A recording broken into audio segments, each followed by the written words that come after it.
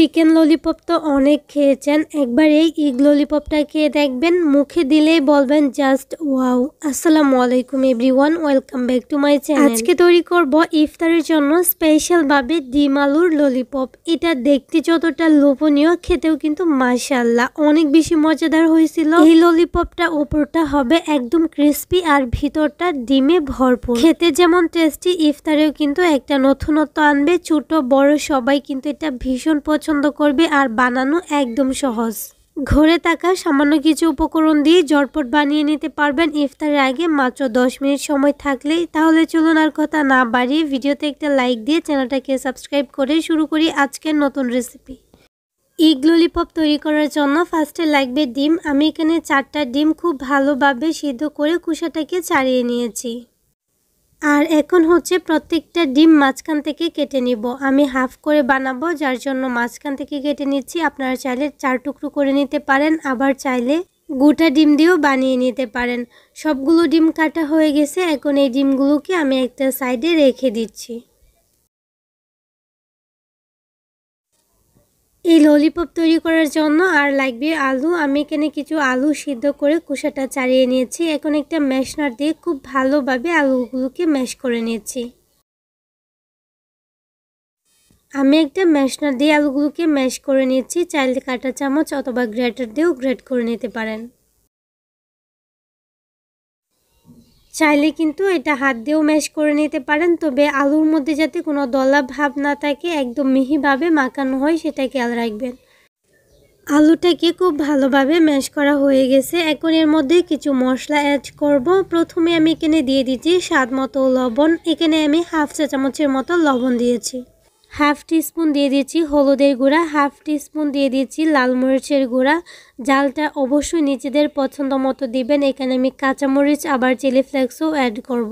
1 teaspoon দিয়ে দিচ্ছি গরম মশলার গুঁড়া, সেই সাথে 1 টিস্পুন দিয়ে দিচ্ছি ভাজা জিরার গুঁড়া, দিয়ে দিচ্ছি 1 টেবিল চামচ কাঁচামরিচ কুচি, সেই সাথে হাফ টিস্পুন দিয়ে দিচ্ছি চিলি ফ্লেক্স, 2 টেবিল চামচ দিয়ে দিচ্ছি ধনিয়া পাতা কুচি, 1 টেবিল চামচ দিয়ে দিচ্ছি পেঁয়াজ কুচি, 1 চা চামচ দিয়ে দিচ্ছি আদা রসুন বাটা। সবগুলোকে খুব ভালোভাবে মিশিয়ে নিচ্ছি। এখানে পেঁয়াজ কুচির পরিবর্তে চাইলে বেরেস্তাও ইউজ করতে পারেন, এতে করে আরও বেশি ভালো একটা টেস্ট আসবে। খুব ভালোভাবে মাখানো হয়ে গেলে এটাকে একটা সাইডে রেখে দিচ্ছি। অনেকে আছেন এখানে কর্নফ্লাওয়ার অ্যাড করেন, এখানে কোনো কর্নফ্লাওয়ার অ্যাড করার দরকার নেই, কারণ কুডিং করব ব্রেড গামস দিয়ে।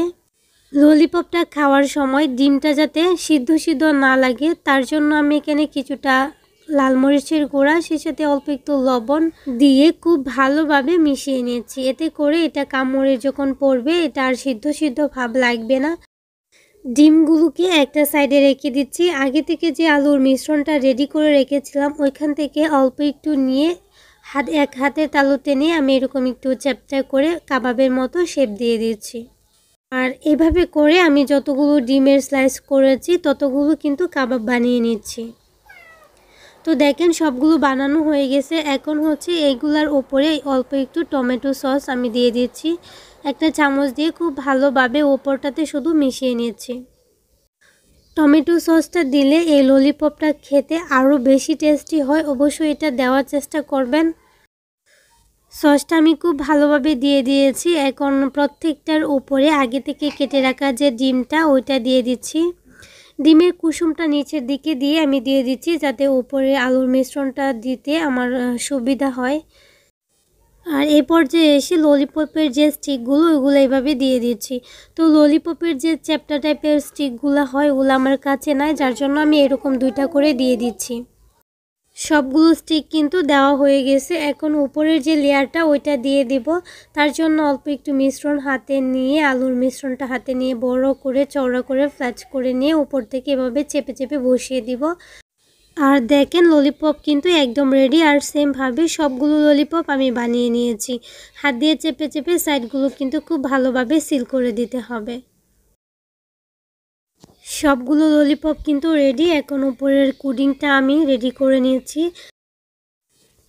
তার জন্য একটা মিক্সিং বোল নিয়েছি আর তার মধ্যে নিয়ে নিয়েছি হাফ কাপ ময়দা।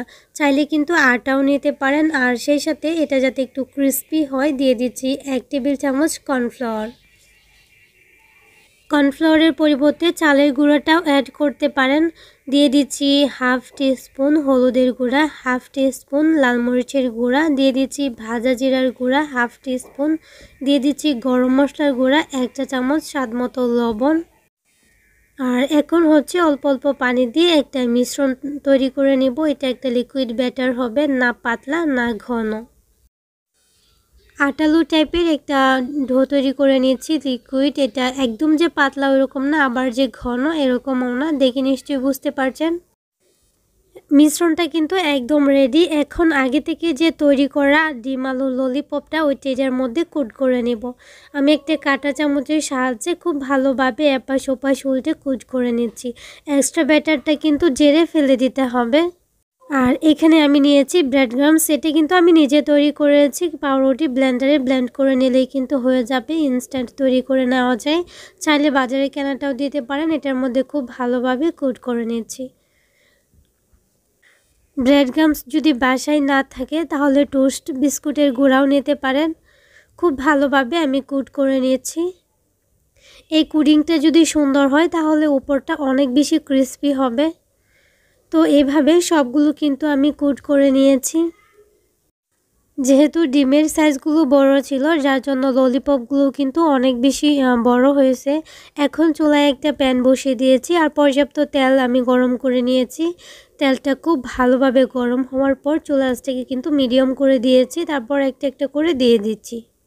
আমি একসাথে 3টা ললিপপ ভেজে নিয়েছি। এই পর্যায়ে চুলা আঁচটাকে অবশ্যই কমিয়ে রাখতে হবে, নাহলে উপর থেকে খুব দ্রুত কালার চলে আসবে।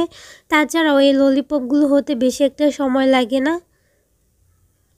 এপাশ উল্টে পাল্টে আমি একটা সুন্দর গোল্ডেন ব্রাউন কালার করে ভেজে নিচ্ছি। এটা হতে প্রায় 4 থেকে 5 মিনিটের মতো সময় লাগছে।